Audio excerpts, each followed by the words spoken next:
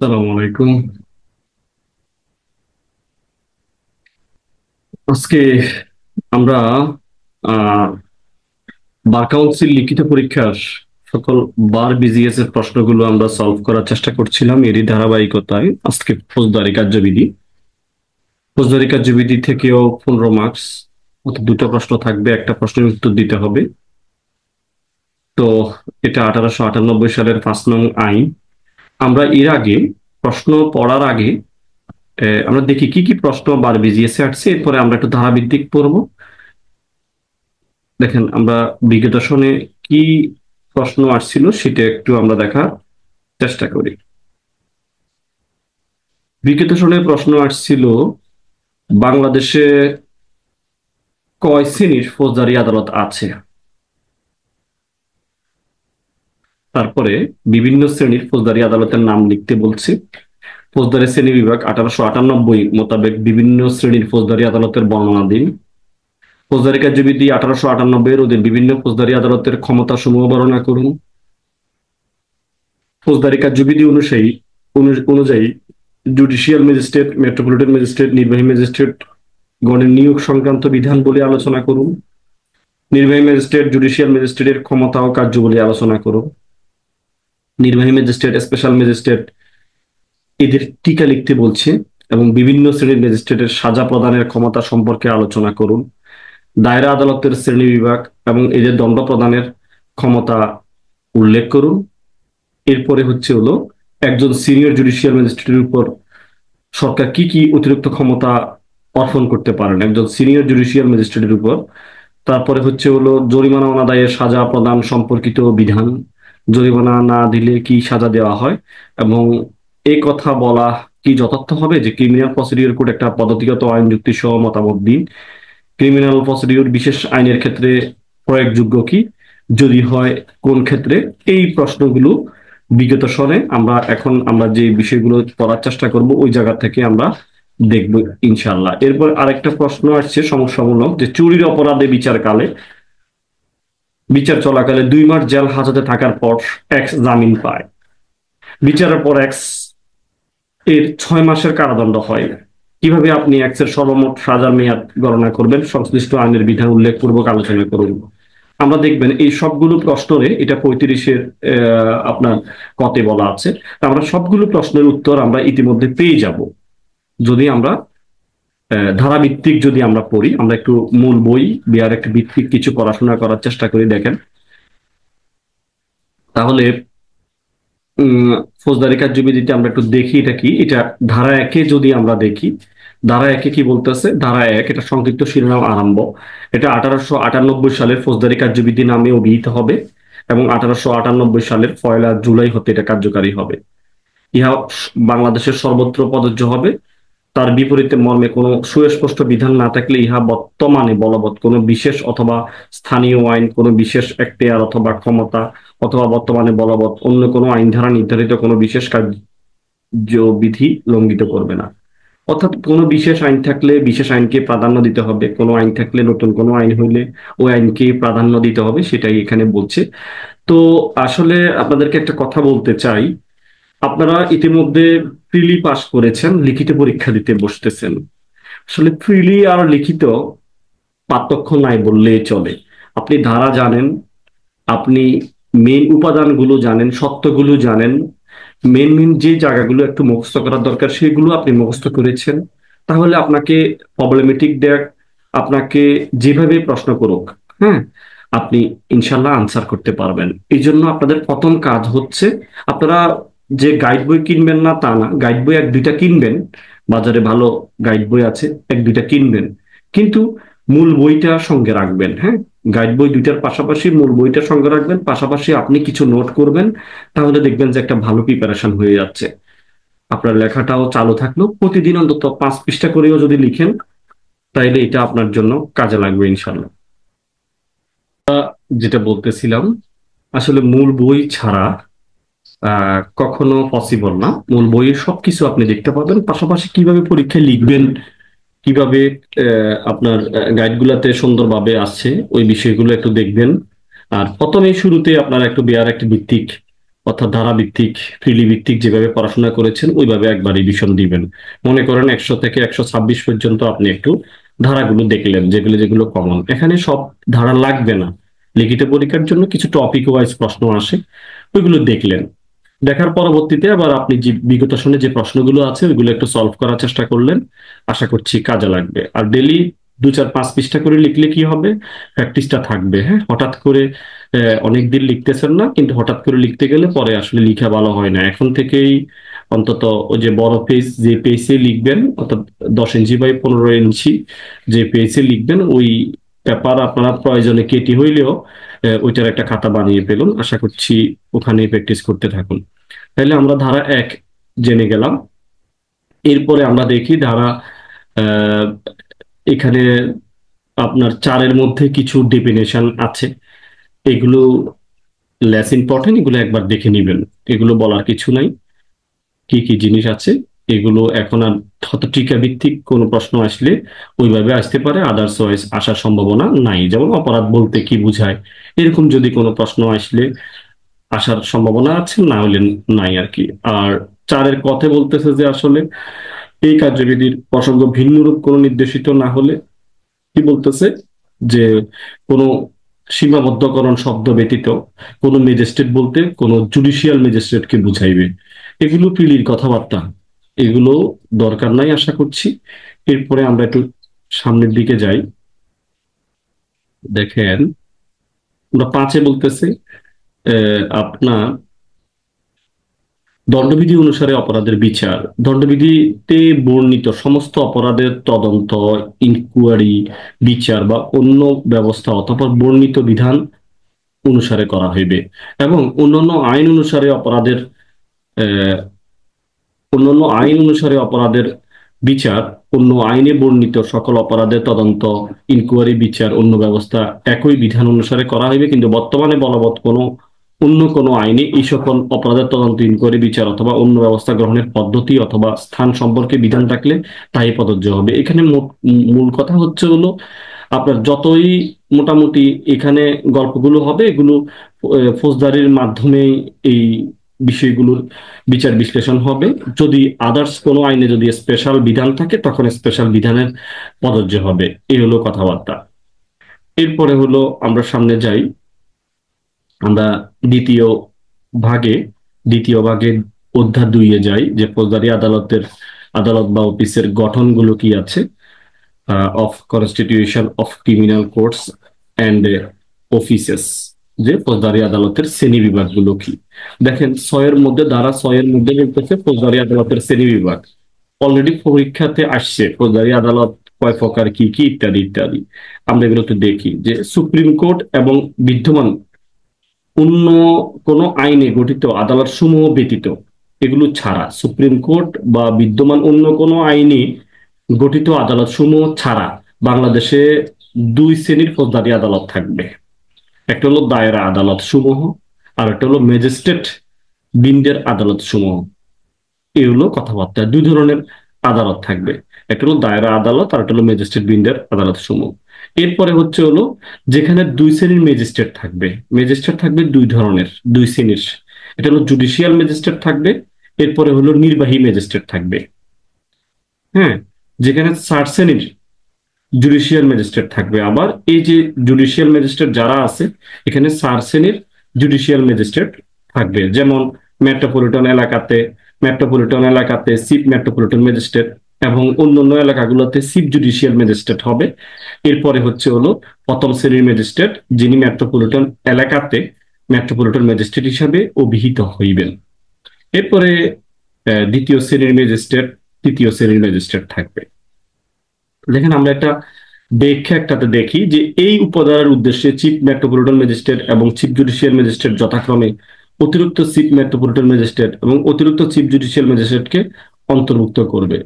তাহলে chief metropolitan magistrate এবং chief judicial magistrate, অতিরিক্ত চিফ মেট্রোপলিটন ম্যাজিস্ট্রেট, অতিরিক্ত চিফ জুডিশিয়াল ম্যাজিস্ট্রেটকে অন্তর্ভুক্ত করবে। এই হলো কথাবার্তা। এরপরে আমরা চলে যাই, পরবর্তীতে যাই, যেমন দায়রা, বিভাগ বা জেলা সমূহ বলতে কি বুঝাইতেছে এটা একটু দেখি আমরা।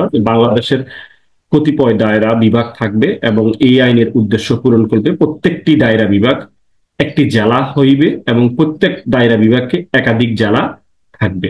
এরপরে বলতেছে যে আপনার বিভাগ এবং জেলা পরিবর্তনের ক্ষমতা, সরকার এরূপ বিভাগ ও জেলা সীমারেখা অথবা সংখ্যা পরিবর্তন করতে পারবেন। পরিবর্তন না হওয়া পর্যন্ত বর্তমান বিভাগ বা জেলা বহাল থাকবে।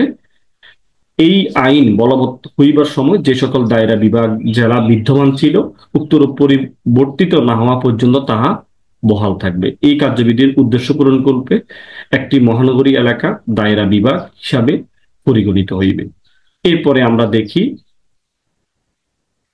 9টা একটু দেখি আমরা, যেখানে বলতেছে দায়রা আদালত কি। ধারা 9-এ বলা আছে যে সরকার প্রত্যেকটি দায়রা বিভাগের জন্য একটি করিয়া দায়রা আদালত স্থাপন করবেন। দায়রা বিভাগের জন্য একটি করিয়া দায়রা আদালত স্থাপন করবেন। এই আদালতে একজন জজ নিয়োগ করবেন।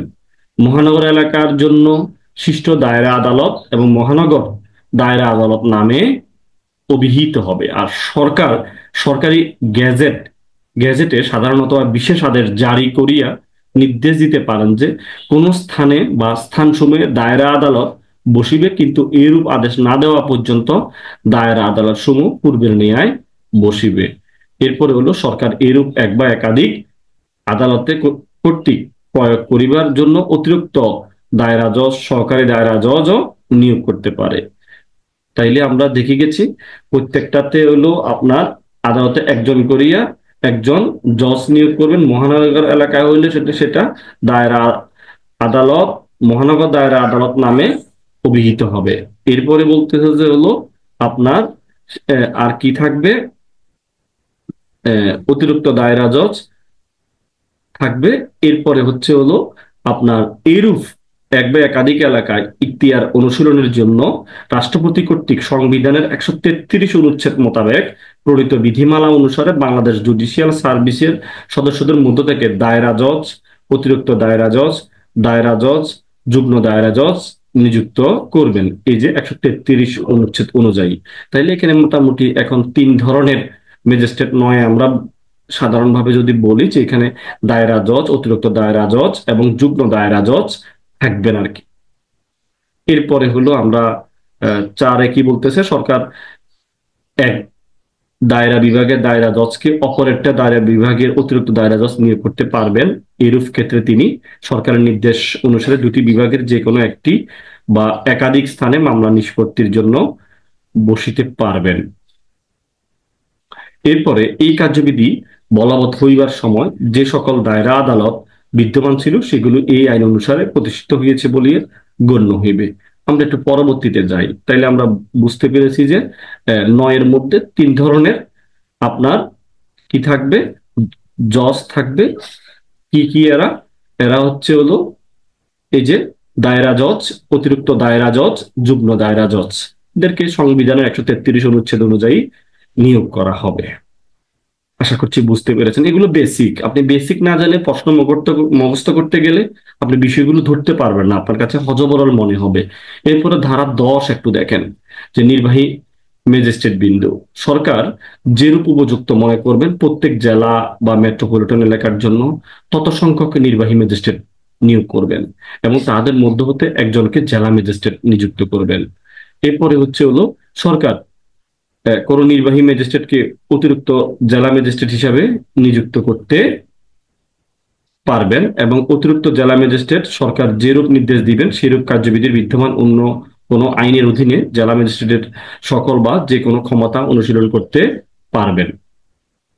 এরপরে আমরা দেখি যখনই জেলা ম্যাজিস্ট্রেটের পদ শূন্য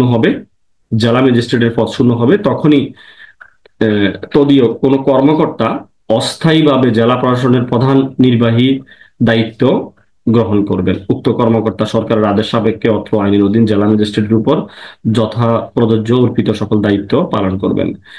যখনই জেলা ম্যাজিস্ট্রেটের পদটা শূন্য হবে তখন তদীয় কোনো কর্মকর্তা অস্থায়ীভাবে জেলা প্রশাসনের প্রধান নির্বাহী দায়িত্ব গ্রহণ করতে পারবেন।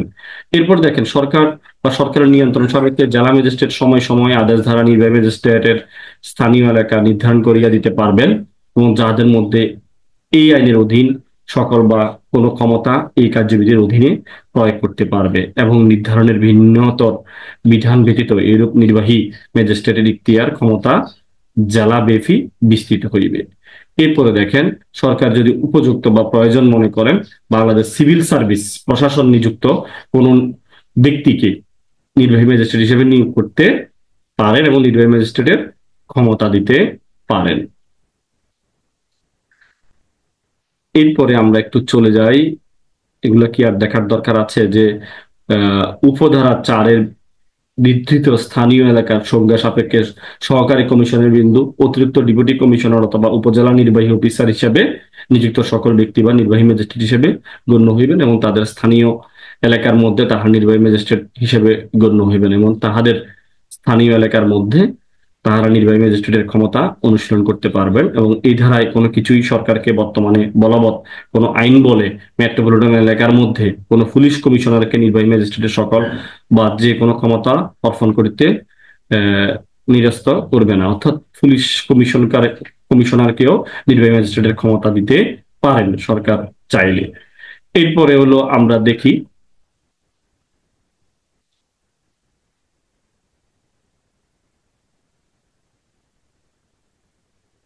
আমরা জুডিশিয়াল ম্যাজিস্ট্রেটের বিষয়টা একটু দেখি। জুডিশিয়াল ম্যাজিস্ট্রেট ধারা 11-তে বলা আছে মেট্রোপলিটন এলাকার বাইরে সকল জেলাতে, মেট্রোপলিটন এলাকার বাইরে সকল জেলাতে কি করতে পারবে?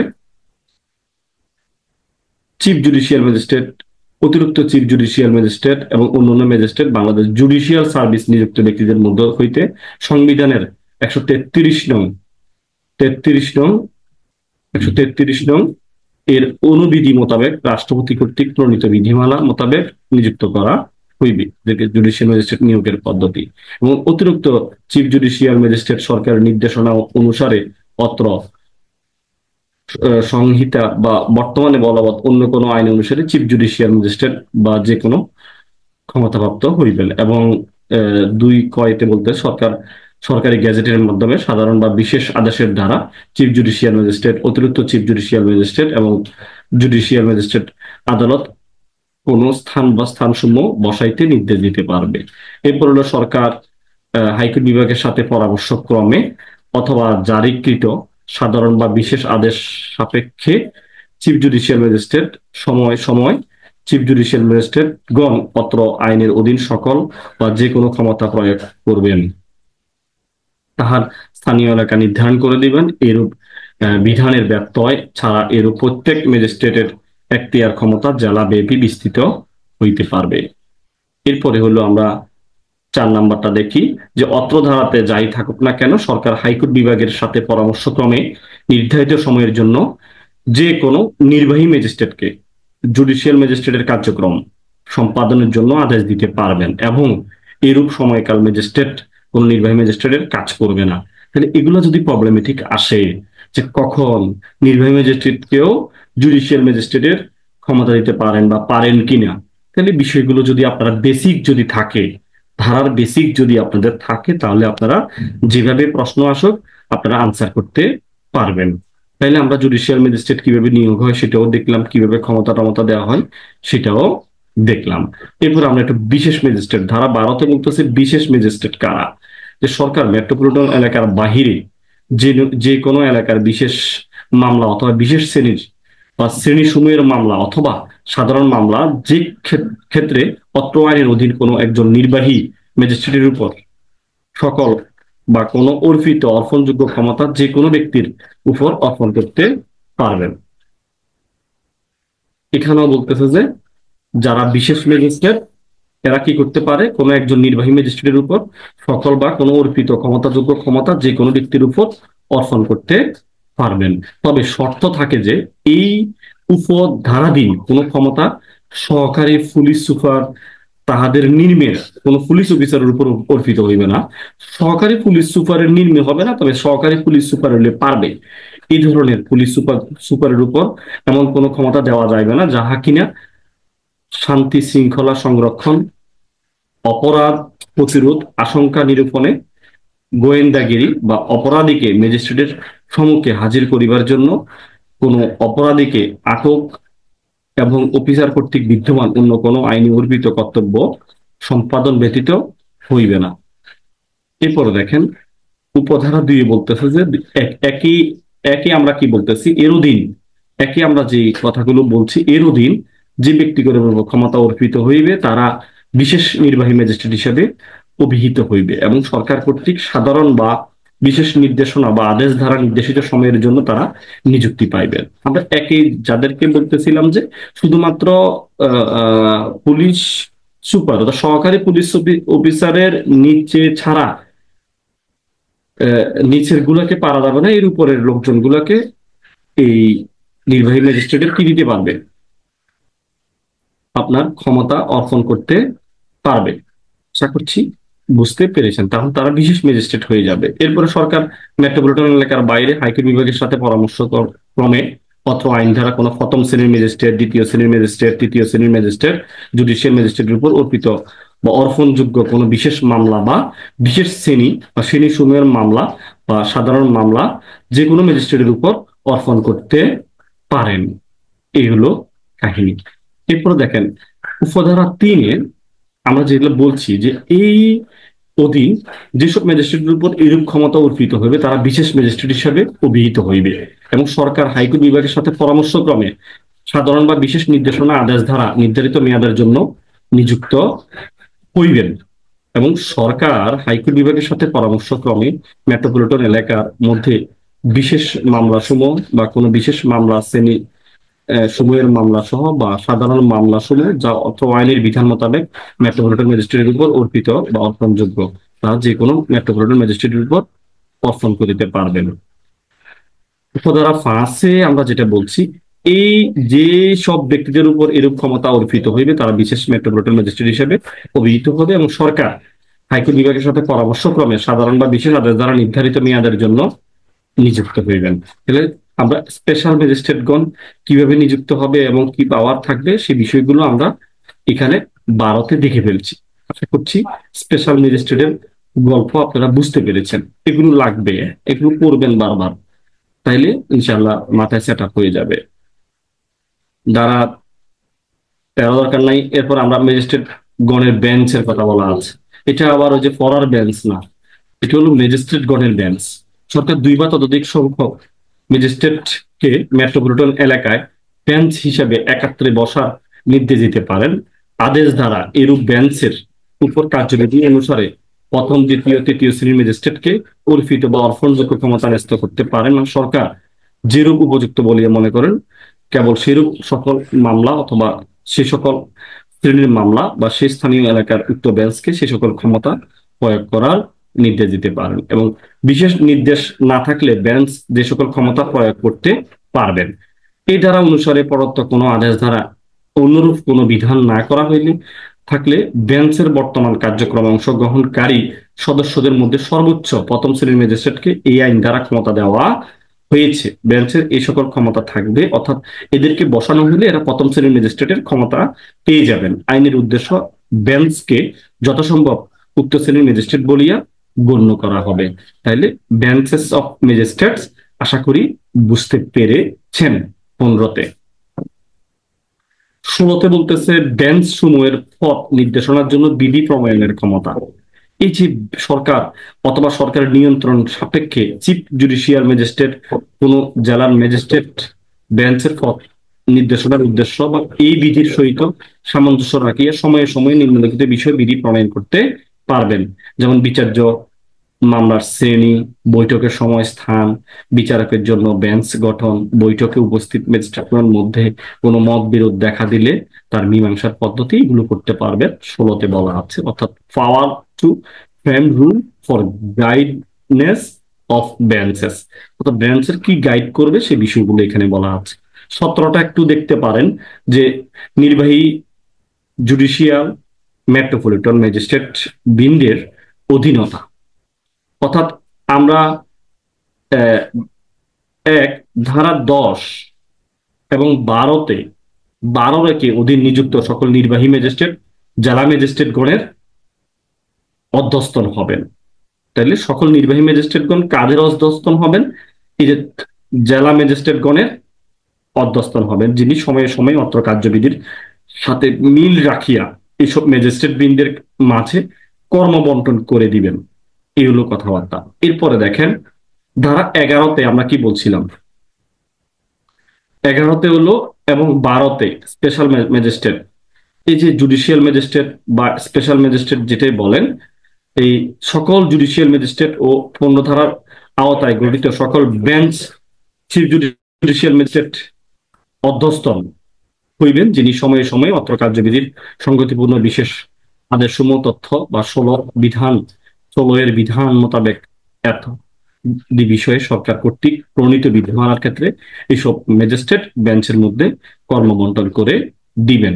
অর্থাৎ এরপরে দেখি আমরা ধারা 12-তে কি বলছিলাম, যে এই অধীনে নিযুক্ত সকল মেট্রোপলিটন ম্যাজিস্ট্রেট তৎসহ অতিরিক্ত প্রধান মেট্রোপলিটন ম্যাজিস্ট্রেট ও বিশেষ মেট্রোপলিটন ম্যাজিস্ট্রেট 19-এর অধীনে গঠিত সকল বেঞ্চ প্রধান মেট্রোপলিটন ম্যাজিস্ট্রেটের অধস্তন হইবেন, যিনি সময়ে সময়ে কার্যবিধির সাথে সংগতিপূর্ণ বিশেষ আদেশ দ্বারা 16-এর বিধান মোতাবেক সরকার কর্তৃক প্রণীত বিধিমালার প্রেক্ষিতে ম্যাজিস্ট্রেট বেঞ্চের কর্মবন্টন করিয়া দিবেন। সকল জুডিশিয়াল ম্যাজিস্ট্রেট তৎসহ চিফ জুডিশিয়াল ম্যাজিস্ট্রেট, দায়রা জজ, সকল মেট্রোপলিটন ম্যাজিস্ট্রেট তথা চিফ মেট্রোপলিটন ম্যাজিস্ট্রেট, মেট্রোপলিটন দায়রা জজের অধস্তন হয়ে গেল। অর্থাৎ এই যে দায়রা জজের নিচে হলো সবাই।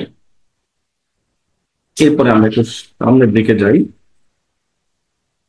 যুগ্ম দায়রা জজের অধীনতা, সকল যুগ্ম দায়রা জজের অবস্থান হইবেন, যাহার আদালতে তাহার ইখতিয়ার প্রয়োগ করে থাকিবেন এবং দায়রা জজের সময়ে সময়ে এইসব যুগ্ম দায়রা জজের মাঝে মাঝে কর্মবন্টন নিমিত্ত এবং কার্যবিধির সাথে সংগতিপূর্ণ বিধানবলী প্রণয়নের বিশেষ আদেশ দিতে পারবেন।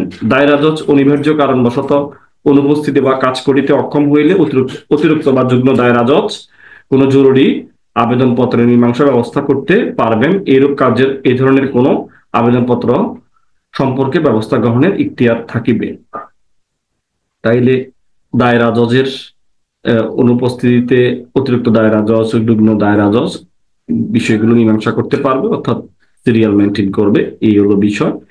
এরপরে আমরা চলে যাই হলো মেট্রোপলিটন ম্যাজিস্ট্রেট নিয়োগ কেমনে হয় সেটা আমরা একটু দেখি। মেট্রোপলিটন ম্যাজিস্ট্রেট নিয়োগ, প্রত্যেক মেট্রোপলিটন এলাকাতে বাংলাদেশ জুডিশিয়াল সার্ভিসে নিযুক্ত ব্যক্তিদের মধ্য হতে চিফ মেট্রোপলিটন ম্যাজিস্ট্রেট, অতিরিক্ত চিফ মেট্রোপলিটন ম্যাজিস্ট্রেট বা অন্যান্য ম্যাজিস্ট্রেটগণ নিয়োগপ্রাপ্ত হইবেন। সরকার এক বা একাধিক অতিরিক্ত চিফ মেট্রোপলিটন ম্যাজিস্ট্রেট নিয়োগ করতে পারবেন এবং অতিরিক্ত ম্যাজিস্ট্রেটগণ এই কার্যবিধির অধীনে অথবা বর্তমান বলবৎ অন্য কোনো আইনের অধীনে সরকার নির্দেশ অনুসারে চিফ মেট্রোপলিটন ম্যাজিস্ট্রেটের সকল বা যে কোনো ক্ষমতা হইবেন।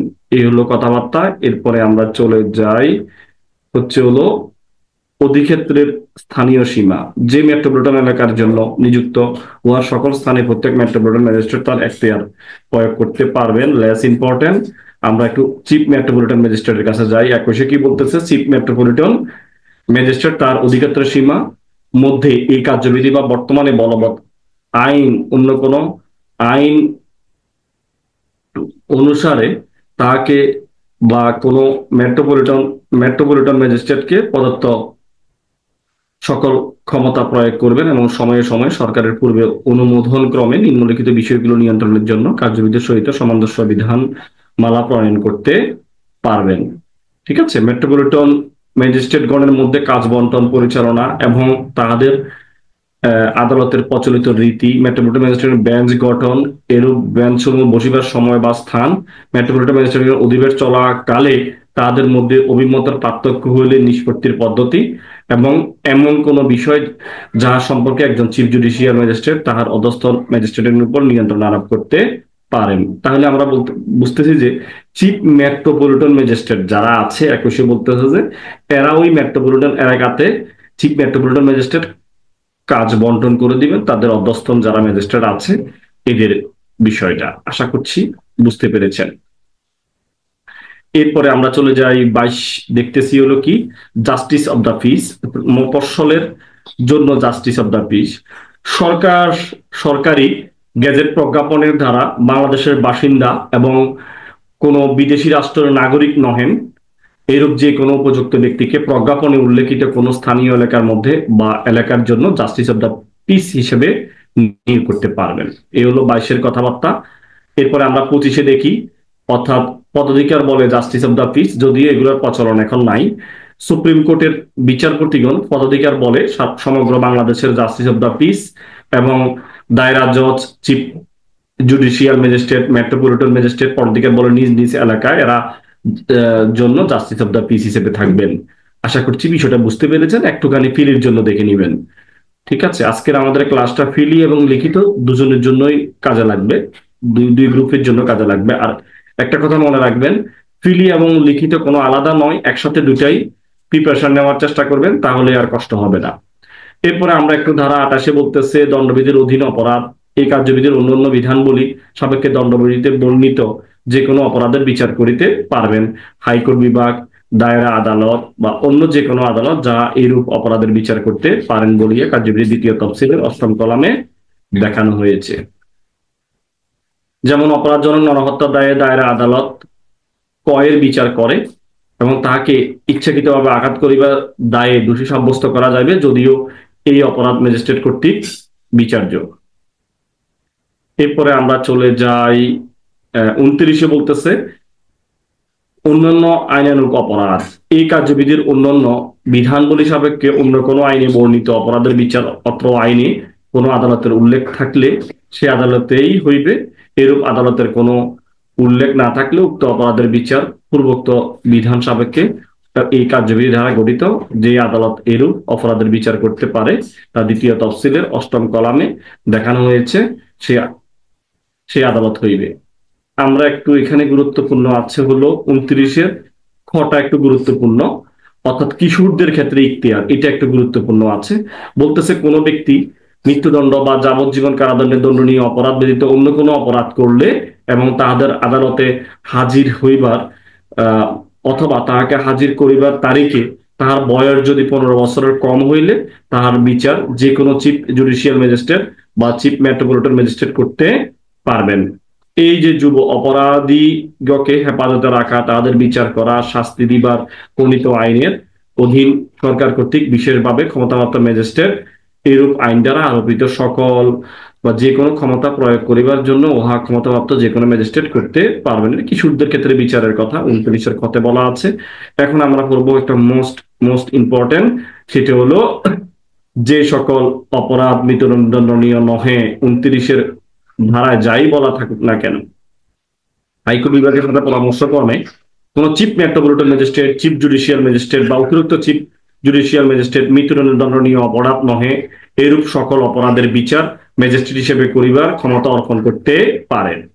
এরপরে খতে বলতেছে যে মেট্রোপলিটন ম্যাজিস্ট্রেট বা কোনো প্রথম শ্রেণীর ম্যাজিস্ট্রেটকে আপনার মৃত্যুদণ্ডে বা যাবজ্জীবন কারাদণ্ড 10 বছর অধিক সময়ের জন্য কারাদণ্ড দণ্ডনীয় নহে, অর্থাৎ 10 বছরের নিচে এরূপ সকল অপরাধের বিচার ম্যাজিস্ট্রেট হিসেবে করবার ক্ষমতা অর্পণ করতে পারে। এটা একটু মাথায় রাখতে হবে আপনাদেরকে।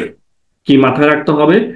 এই যে হাইকোর্টের সাথে পরামর্শক্রমে 29-এর গদারাতে বলতেছে যে একদম যারা চিফ মেট্রোপলিটন ম্যাজিস্ট্রেট বা চিফ জুডিশিয়াল বা অতিরিক্ত চিফ জুডিশিয়াল ম্যাজিস্ট্রেট এরা কি করতে পারবে? মৃত্যুদণ্ড ছাড়া এরা সকল অপরাধের বিচার এরা করতে পারবে, যদি এদেরকে ক্ষমতা অর্পণ করতে পারবেন আর কি। এবং মেট্রোপলিটন ম্যাজিস্ট্রেট প্রথম শ্রেণীর ম্যাজিস্ট্রেটরাও 10 বছরের অধিক নহে, মানে 10 বছরের অধিক কারাদণ্ড নয় এর নিচে সকল বিচার এরা করতে পারবে। এটা হলো 29-এর গত একটা এম্পাওয়ার করা হয়েছে। আমরা এটার সাথে যদি আমরা 29-এর সি বা 29-এর গর সাথে আমরা আরেকটা সেকশন একটু আমরা দেখি, সেটা 29-এর কটা আমরা একটু দেখি। কতিপয় ম্যাজিস্ট্রেটের উচ্চতর ক্ষমতা। 29-এর গ ধারা বলে বিশেষ ক্ষমতাপ্রাপ্ত ম্যাজিস্ট্রেট আদালত মৃত্যুদণ্ড বা 7 বছরের অধিক কারাদণ্ড বা যাবজ্জীবন কারাবাস ব্যতীত আইনে অনুমোদিত যে কোনো দণ্ড দিতে পারবেন। এরা বিচার করতে পারবে, কিন্তু এরা সর্বোচ্চ কি করতে পারবে? এরা 7 বছর পর্যন্ত কারাদণ্ড দিতে পারবে 33-এর ক। এটা একটু মাইন্ডেড, এটা একটু মাথায় রাখতে হবে। তাহলে আমরা চলে যাই এর পরবর্তীতে। আমাদের গুরুত্বপূর্ণ হচ্ছে হলো বিভিন্ন শ্রেণীর আদালত যে দণ্ড দিতে পারেন। Sentence which may be passed by court of various classes. আচ্ছা, আমরা এটা একটু দেখি যে হাইকোর্ট বিভাগ বা দায়রা জজ যে দণ্ড দিতে পারেন। হাইকোর্ট বিভাগ আইনে অনুমোদিত যে কোনো দণ্ড দিতে পারবেন, হাইকোর্টের কোনো লিমিটেশন নাই। হাইকোর্ট বিভাগ আইনে অনুমোদিত যে কোনো দণ্ড দিতে পারবেন। দায়রা জজ, অতিরিক্ত দায়রা জজ আইনে অনুমোদিত যে কোনো দণ্ড দিতে পারেন, তবে মৃত্যুদণ্ড প্রদান করতে হইলে কার অনুমতি লাগবে? হাইকোর্টের বিভাগের অনুমোদন সাপেক্ষে হইবে, এগুলো বিষয়। এরপরে দেখেন, যুগ্ম দায়রা জজ মৃত্যুদণ্ড অথবা যাবজ্জীবন কারাদণ্ড অথবা 10 বছরের অধিক কারাদণ্ড ব্যতীত আইনে অনুমোদিত যে কোনো দণ্ড দিতে পারেন। যুগ্ম দায়রা জজ কি পারেন? এরা 10 বছর পর্যন্ত পারেন, এর উপরে হইলে সেটা দায়রা জজের কাছে চলে যাবে। এরপরে আমরা দেখি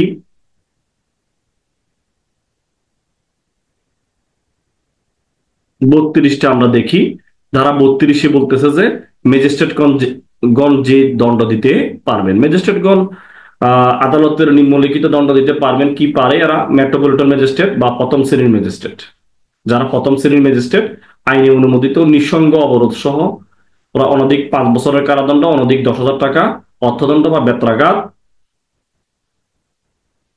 এর দণ্ড দিতে পারবেন। এই দণ্ডগুলো এরা দিতে পারে। এরপরে দেখেন, আপনার হচ্ছে তৃতীয় শ্রেণীর ম্যাজিস্ট্রেট আদালত আইনে অনুমোদিত নিঃসঙ্গ অবরোধ সহ অনধিক 3 বছরের কারাদণ্ড, অনধিক 5,000 টাকা তারা কি দিতে পারেন? দণ্ড দিতে পারেন। তাইলে 3 বছর, এই যে 3 বছর এবং 5,000 টাকা। এবং তৃতীয় শ্রেণীর ম্যাজিস্ট্রেট এরা 2 বছরের কারাদণ্ড এবং অনধিক 2,000 টাকা অর্থদণ্ড করতে পারেন। এখন যে কোনো ম্যাজিস্ট্রেট আদালত আইনে যে সকল দণ্ড দেওয়ার ক্ষমতা লাভ করিয়াছেন, সে সকল দণ্ডের মধ্যে একটি সহিত আরেকটি যুক্ত করিয়া যে কোনো আইনসঙ্গত দণ্ড দিতে পারবেন। একটির সাথে আরেকটা যুক্ত করিয়াও তারা দণ্ড দিতে পারবেন, সেটাও আইনে বলা আছে। মানে সে সকল দণ্ডের মধ্যে একটির সাথে আরেকটি যুক্ত করিয়াও যে কোনো আইনসঙ্গত দণ্ড দিতে পারবেন। এরপরে আমরা চলে যাচ্ছি 33টা চলে যাই। 33-এ বলতেছে জরিমানা অনাদায়ে দণ্ড। যখন জরিমানা করা হবে তখন দণ্ড প্রদান করতে ম্যাজিস্ট্রেটগণের যে ক্ষমতা দেওয়া হয়েছে। কোন ম্যাজিস্ট্রেট আদালত জরিমানার টাকা অনাদায়ে আইনি অনুমোদিত যে কোনো মেয়াদের কারাদণ্ড প্রদান করতে পারেন, তবে শর্ত আছে। শর্তগুলো কি? কারাদণ্ডের মেয়াদ এই কার্যবিধি অনুসারে ম্যাজিস্ট্রেটের ক্ষমতার বাইরে যাবে না। ম্যাজিস্ট্রেটের যতটুকু পাওয়ার আছে ওই পাওয়ারের মধ্যে থাকতে হবে। কারো মনে করেন 5 বছর 10,000 টাকার ক্ষমতা আছে, ওইটাই থাকতে হবে, এর বাইরে যেতে পারবে না। তাহলে ম্যাজিস্ট্রেট কর্তৃক নিষ্পত্তিকৃত মামলার মূল কারাদণ্ডের অংশ হিসাবে কারাদণ্ড দেওয়া হইয়া থাকলে জরিমানা অনাদায়ে প্রদত্ত কারাদণ্ডের মেয়াদ উক্ত উক্ত অপরাধের জন্য জরিমানা অনাদায়ে কারাদণ্ড হিসেবে ছাড়া অন্যভাবে যে দণ্ড দিতে পারবেন তা 1/4 বেশি হবে না। এখানে 4/1 হবে না, অর্থাৎ মূল কারাদণ্ডের 4/1 বেশি দিতে পারবে না। তাহলে কি বলতেছে দেখেন, ম্যাজিস্ট্রেট কর্তৃক নিষ্পত্তিকৃত মামলা, ম্যাজিস্ট্রেট যেই নিষ্পত্তিকৃত যে মামলা নিষ্পত্তি করতে পারে মূল দণ্ডের যে মূল দণ্ডটা ছিল, মূল দণ্ড যে আইনের যে মূল দণ্ডটা অংশ হিসেবে কারাদণ্ড দেওয়া হইয়া থাকলে জরিমানা অনাদায়ে প্রদত্ত কারাদণ্ডের মেয়াদের ম্যাজিস্ট্রেট উক্ত অপরাধের জন্য জরিমানা অনাদায়ে কারাদণ্ড হিসেবে ছাড়া যে দণ্ড দিতে পারবেন তা 1/4 বেশি হবে না, তা 4/1 দিতে পারবে। হ্যাঁ, চুরির যদি আপনার 3 বছর হয়, এই যে 3 বছরে হলো আপনার হলো 36 মাসকে যদি আপনি 4 দ্বারা ভাগ করে 1 ভাগ এখানে যোগ করা যাবে। এরপরে হচ্ছে হলো আমরা 32-এ ধারা অনুসারে ম্যাজিস্ট্রেট যে সর্বাধিক মেয়াদের মূল কারাদণ্ড দিতে পারবেন তার সহিত এই ধারা অনুসারে প্রদত্ত কারাদণ্ড যোগ করা যাবে।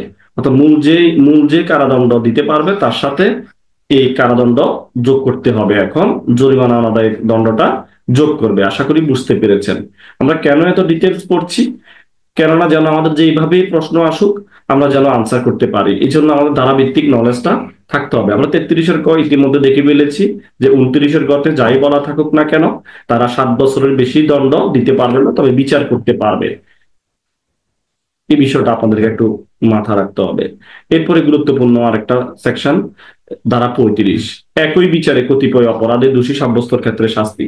একই বিচারে যদি কতিপয় অপরাধে দোষী সাব্যস্তর ক্ষেত্রে শাস্তি, যেমন কোন লোক একই বিচারে 2 বা ততোধিক অপরাধে দোষী সাব্যস্ত হলে দণ্ডবিধির 71 ধারার বিধানবলী সাপেক্ষে আদালত উক্ত বিভিন্ন অপরাধের জন্য নির্ধারিত আদালতের ক্ষমতার অন্তর্ভুক্ত শাস্তি দিতে পারবেন। এরূপ শাস্তি কারাদণ্ড হইলে, যাবজ্জীবন কারাদণ্ড হইলে একসঙ্গে চলবে বলিয়া আদালত যদি নির্দেশ না দেন, তাহলে আদালতের নির্দেশ মোতাবেক শাস্তি একটির পর একটি চলতে থাকবে।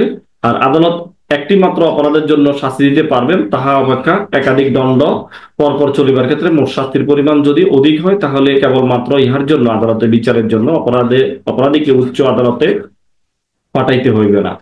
তারপরে কি বলতেছে, দণ্ডের সর্বোচ্চ মেয়াদ কোনো অবস্থাতেই ওই ব্যক্তিকে 14 বছরের অধিক কারাদণ্ডে দণ্ডিত করা যাবে না। যদি অনেকগুলো অপরাধ একসাথে হইলে উনি 14 বছরের বেশি কারাদণ্ডে দণ্ডিত করা যাবে না। কোন ম্যাজিস্ট্রেট যদি এরূপ মামলার বিচার করেন, তাহলে মোট শাস্তির পরিমাণ উক্ত ম্যাজিস্ট্রেট তাহার এখতিয়ারের শাস্তি দিতে পারেন, তাহার দ্বিগুণের বেশি হবে না। এই দুটা জিনিস একটু মাথায় রাখতে হবে। মনে করেন প্রথম শ্রেণীর ম্যাজিস্ট্রেট 5,000 টাকা দিতে মানে জরিমানা করতে পারে, 10,000 টাকা জরিমানা করতে পারে, তাইলে উনি দিতে পারবে এটা দ্বিগুণ, বা 5 বছরের উনি দণ্ড দিতে পারে, তাইলে উনি 10 বছর পর্যন্ত দিতে পারবে, এর বেশি দেওয়া যাবে না। এই কথাটাই বলা আছে। এখন একই বিচারে কতিপয় অপরাধে, অনেকগুলো অপরাধে যখন সে দোষী সাব্যস্ত হবে, তাহলে তার ইখতিয়ারের দ্বিগুণ হবে না। আর টোটাল উনি সর্বোচ্চ 14 বছর অধিকের বেশি দণ্ডিত করতে পারবে না। এই দুটো শব্দ একটু মাথায় রাখতে হবে। আর আপিলের উদ্দেশ্যে এই ধারা অনুসারে একই বিচারে বিভিন্ন অপরাধের জন্য প্রদত্ত পরপর চলিবার একাধিক শাস্তির মোট পরিমাণ একটির মাত্র শাস্তি বলিয়া গণ্য হবে। এরপরে আমরা চলে যাই, এখানে আরেকটু গুরুত্বপূর্ণ বিষয় আছে, সেটা হচ্ছে হলো 35-এর কটা একটু গুরুত্বপূর্ণ আছে। দেখেন, দণ্ডপ্রাপ্ত ব্যক্তি জেল হাজতে থাকলে সেই ক্ষেত্রে কারাদণ্ডের মেয়াদ বাদ দিতে হবে। কেবলমাত্র মৃত্যুদণ্ডে দণ্ডনীয় অপরাধের ক্ষেত্র ব্যতীত সেক্ষেত্রে কোনো আদালত একজন অভিযুক্তকে কোনো অপরাধী হিসেবে গণ্য করিয়া থাকেন, এরূপ অপরাধীকে দোষী সাব্যস্ত করিয়া বিনাশ্রম বা সশ্রম যে কোনো মেয়াদের দণ্ড প্রদান করে থাকেন, সেক্ষেত্রে উক্ত আদালতে ওই অপরাধের ক্ষেত্রে অভিযুক্ত ব্যক্তির ইতি বৎসরে যে মোট মেয়াদ জেল হাজতে থাকবে, ওই মোট মেয়াদ প্রদত্ত কারাদণ্ডের মেয়াদ হতে বাদ দিতে হবে। 35-এর কথা সেটাই বলা আছে। উল্লেখিত প্রদত্ত দণ্ডাদেশের পূর্বে যদি জেল হাজতের যে মোট মেয়াদ অপরাধীকে দণ্ডিত করা হয়েছে তদপেক্ষা অধিক হইয়া থাকে, তাহা হইলে অভিযুক্ত ব্যক্তি প্রদত্ত কারাদণ্ড ভোগ করিয়াছে বলিয়া গণ্য হবে, এবং জেল হাজতে থাকলে তাকে তৎক্ষণাৎ মুক্তি দিতে হবে, যদি না অন্য কোনো অপরাধে তাকে আটক রাখিবার প্রয়োজন না থাকে।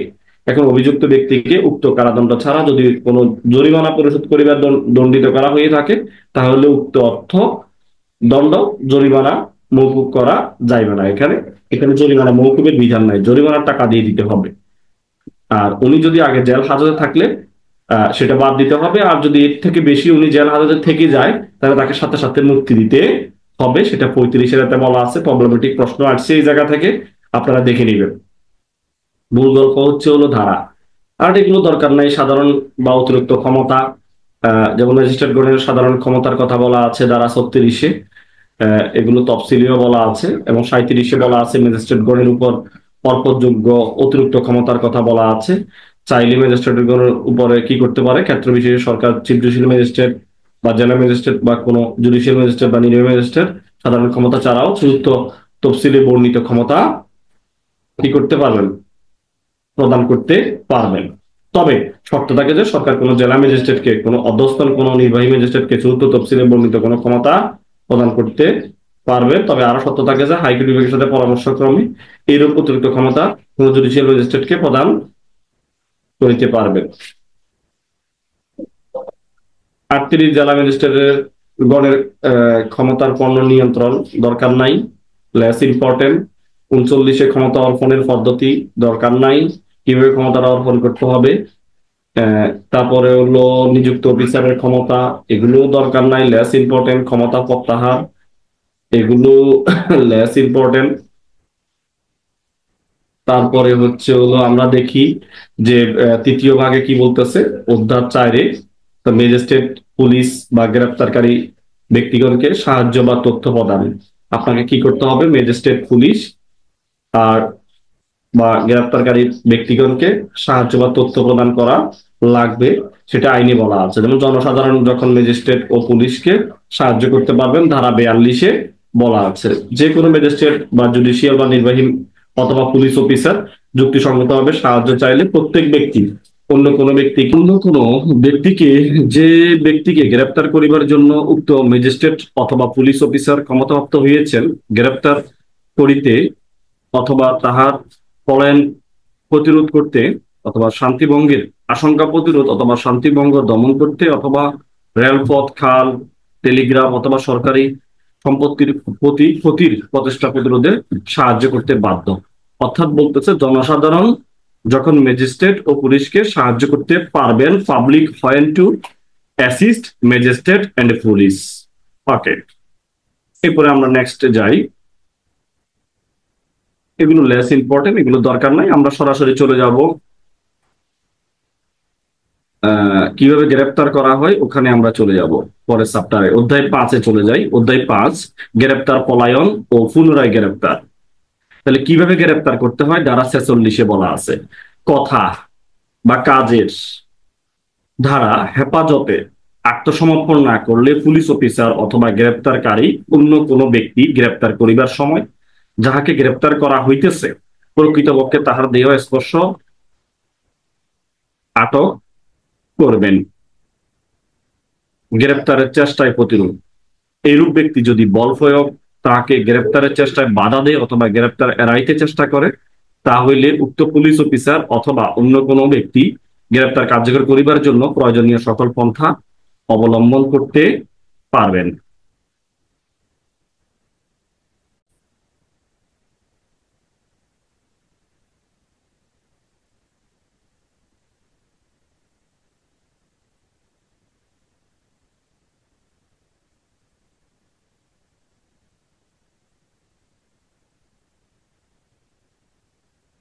আমরা দেখতেছিলাম কিভাবে গ্রেপ্তার করতে হয়, সেটা কথা বা কাজের ধারা হেফাজতে আত্মসমর্পণ না করলে পুলিশ অফিসার অথবা গ্রেপ্তারকারী অন্য কোনো ব্যক্তি গ্রেপ্তার করিবার সময় যাহাকে গ্রেপ্তার করা হইতেছে প্রকৃতপক্ষে তাহার দেহে স্পর্শ বা আটক করবেন। তাহলে কথা দিয়েও বলতে পারেন you are under arrest, hands up, এই কথাগুলো বলতে পারে। হ্যাঁ, কাজের ধারা। তারপরে হলো আত্মসমর্পণ না করলে পুলিশ অফিসার গ্রেপ্তারকারী বা অন্য কোনো ব্যক্তি গ্রেপ্তার করিবার সময় যাকে গ্রেপ্তার করা হইতেছে তার দেহ স্পর্শ বা আটক করতে পারবেন এবং গ্রেপ্তারের চেষ্টায় প্রতিরোধ। এরূপ ব্যক্তি যদি বলপূর্বক তাহাকে গ্রেপ্তারের চেষ্টায় বাধা দেয় অথবা গ্রেপ্তার করাইতে চেষ্টা করে, তাহলে উক্ত পুলিশ অফিসার অথবা অন্য কোনো ব্যক্তি গ্রেপ্তার কার্যকর করিবার প্রয়োজনীয় সকল পন্থা অবলম্বন করতে পারবেন। এরপরে বলতেছে এই ধারা কোনো অধিকার দেওয়া হয় নাই যাহার ফলে মৃত্যুদণ্ড বা যাবজ্জীবন কারাদণ্ডযোগ্য কোনো অপরাধে অভিযুক্ত নহে এরূপ ব্যক্তির মৃত্যু ঘটানো যাইতে পারে। অর্থাৎ মৃত্যুদণ্ড, যাবজ্জীবন অপরাধে অভিযুক্ত হইলে অনেক সময় পালানোর সময়, গ্রেপ্তারের সময় হয়তো মৃত্যু ঘটানো যাইতে পারে। এলো কাহিনী, আশা করছি বুঝতে পেরেছেন। এরপরে আমরা নেক্সট দেখি, যাকে গ্রেপ্তার করা হইতেছে সেই ব্যক্তি যে স্থানে প্রবেশ করিয়াছে সে স্থানে তল্লাশি। গ্রেপ্তারি পরোয়ানা অনুসারে কার্যরত কোনো ব্যক্তি অথবা গ্রেপ্তারের অনুমতিপ্রাপ্ত কোনো পুলিশ অফিসারের যদি বিশ্বাস করিবার কারণ থাকে যে গ্রেপ্তার করা হইবে যে কোনো স্থানে প্রবেশ করিয়াছে বা কোনো স্থানে আছে, তাহলে উক্ত স্থানে বসবাসকারী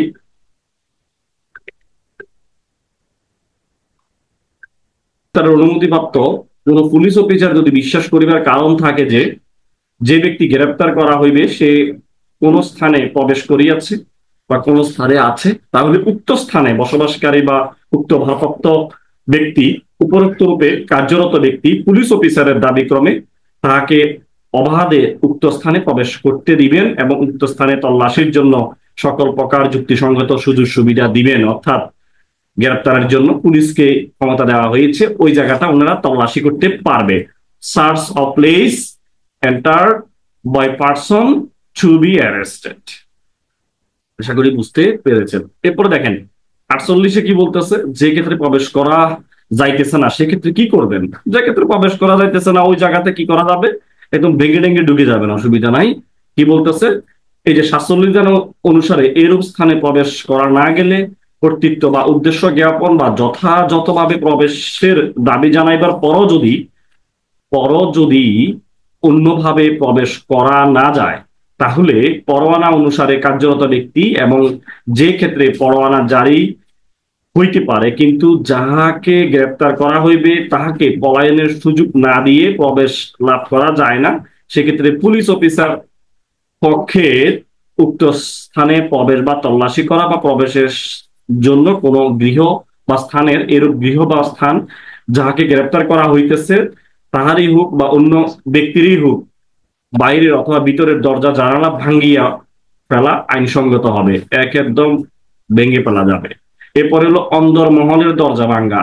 অন্দরমহল বলতে বুঝাইতেছে, তবে শর্ত থাকে যে এরূপ স্থানে যদি কোনো স্ত্রী লোকের যাহাকে গ্রেপ্তার করা হইবে তিনি নহেন প্রকৃত দখলের অন্তর্ভুক্ত কোন কামরা হয়, যিনি সামাজিক রীতিনীতি অনুসারে জনসাধারণের সম্মুখে আসেন না, তা হইলে এরূপ কার্যরত ব্যক্তি অথবা পুলিশ অফিসারের উক্ত কামরা প্রবেশের পূর্বে উক্ত স্ত্রীলোককে জানাইবেন যে তিনি অবাধে সরিয়া যাইতে পারেন এবং সরিয়া যাওয়ার জন্য তাকে প্রতিটি যুক্তিসঙ্গত সুযোগ দিবেন, অতঃপর তিনি কামরা ভাঙ্গিয়া তাহাতে প্রবেশ করিতে পারবেন। আশা করি বুঝতে পেরেছেন। Procedure where ingress is not obtainable, বুঝতে পেরেছেন।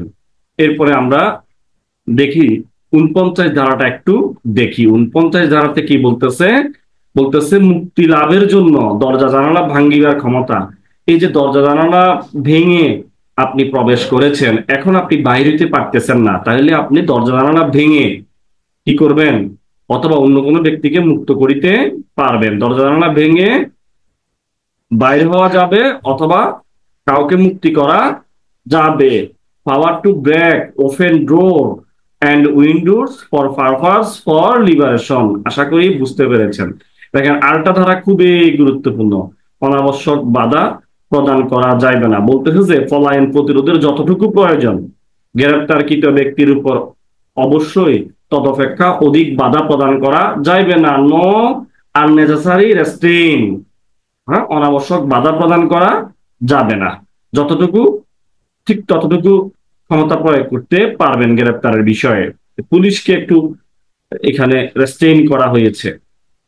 আমরা ধারা 51তে একটু দেখি, গ্রেপ্তারকৃত ব্যক্তিদের তল্লাশি। যখন কোনো পুলিশ অফিসার কোনো ব্যক্তিকে এমন পরোয়ানা অনুসারে গ্রেপ্তার করেন যাহাতে জামিনের ব্যবস্থা নাই অথবা জামিনের ব্যবস্থা থাকলেও গ্রেপ্তারকৃত ব্যক্তি জামিন সংগ্রহ করতে পারে না, তাইলে যখন কোনো ব্যক্তিকে বিনা পরোয়ানায় গ্রেপ্তার করা হয় অথবা কোনো বেসরকারি ব্যক্তি পরোয়ানা অনুসারে গ্রেপ্তার করেন এবং গ্রেপ্তারকৃত ব্যক্তিকে আইনত জামিন দেওয়া যায় না অথবা সে জামিন সংগ্রহ করতে অসমর্থ হয়, তখন গ্রেপ্তারকারী অফিসার অথবা অন্য কোনো বেসরকারি ব্যক্তি গ্রেপ্তার করলে তিনি গ্রেপ্তারকৃত ব্যক্তিকে যাহার নিকট অর্পণ করবেন সেই পুলিশ অফিসার তাহার দেহ তল্লাশি করতে পারবেন এবং প্রয়োজনীয় পরিধেয় বস্ত্র ছাড়া তাহার নিকট যা পাওয়া যাবে তাহার নিরাপদ হেফাজতে রাখিতে পারবে। এখানে বলতেছে গ্রেপ্তারকৃত ব্যক্তির এই যে দেহ তল্লাশি করে যা যা পাবে সব নিয়ে নিবে তার জিম্মায়, তার পরিধেয় বস্ত্র ছাড়া।